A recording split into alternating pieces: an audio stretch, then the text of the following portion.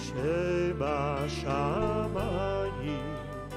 a strange pasuk in this week's Parashat, which needs a little bit of explanation. We're told that when Bnei Israel will go into the land of Canaan, it won't be conquered so quickly. The pasuk says, "V'nashal Adonai Elohecha et hagoyim ha'em mipanecha ma'at ma'at." God will banish the nations from before you, ma'at ma'at, little by little. Lo tuchal kalotam maher. You won't be able to vanquish them quickly. Pen tirbe alecha chayat hasadeh. Lest the beasts of the field will overwhelm you. Strange idea, this. So HaKadosh Baruch Hu is promising that we will be able to go into the land and we'll have no problem with conquering it, but it'll have to be slowly, because if we don't do it slowly, we'll be overrun by wild animals. It's a bit strange that. If God is able to enable us to conquer the land, surely he could sort out a few wild animals. Why would we need to do it slowly because of the wild animals? Strange expression. In truth, Moshe was only really quoting what he was told himself, because if you could look back in Parashat Mishpatim, you'll find it, if you want to look it up, it's chapter 23 of Shemot, Pasuk Chavtet. The pasuk there says, "Lo agarashenu mipanecha b'shana echat." I won't drive them out in 1 year. Pen tiyeh haaretz shmama, lest the land be desolate. V'rabba alecha chayat hasadeh. That expression again, these wild animals will come along you.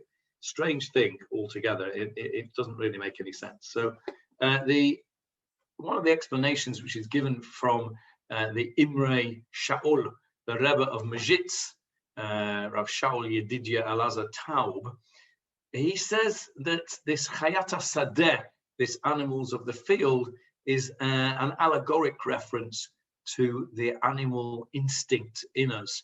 That if we were to have such a rapid victory, and it would be so easy for us to beat our enemies, we would take on the characteristics of Chayat HaSadeh, of wild animals. The characteristics of wild animals is to tear people apart in a cruel way with no mercy whatsoever.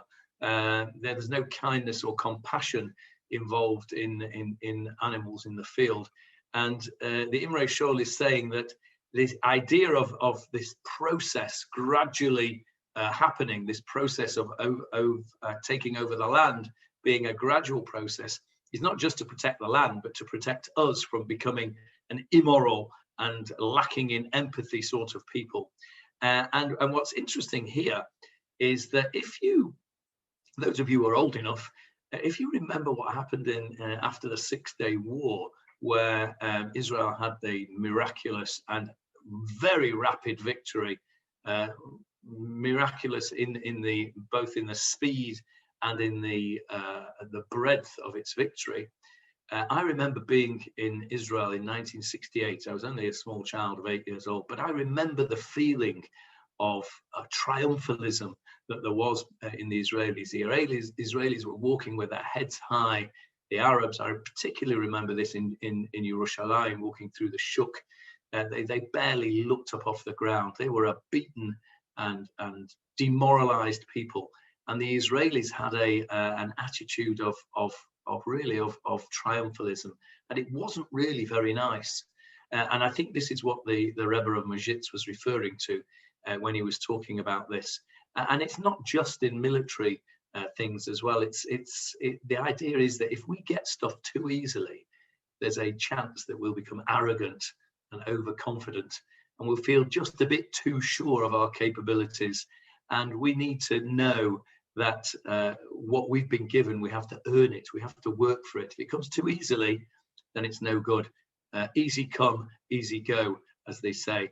And that's why HaKadosh Baruch Hu created the world, so that whatever we accomplish, it must be done ma'at ma'at, little by little, so that we learn a little bit of humility. We have the uncertainty in our world. We recognize that we have limits, and ultimately we recognize that we are somewhat frail, and we are dependent on HaKadosh Baruch Hu, and we're not going to be falling into the trap of kochi ba'otzim yadi. There, everything that I have is by the might of my own hand. So this idea of ma'at ma'at and chayat hasadeh, of course HaKadosh Baruch Hu could have sorted out the wild animals for us if that's what he wanted, but it was to teach us a lesson. Don't become like the wild animals. And the bottom line really is something that my father, Zichrono Livracha, pounded into me and to everybody around, and that is the first thing, the last thing, and the most important thing is Zaya Mensch, be a Mensch. Shabbat Shalom.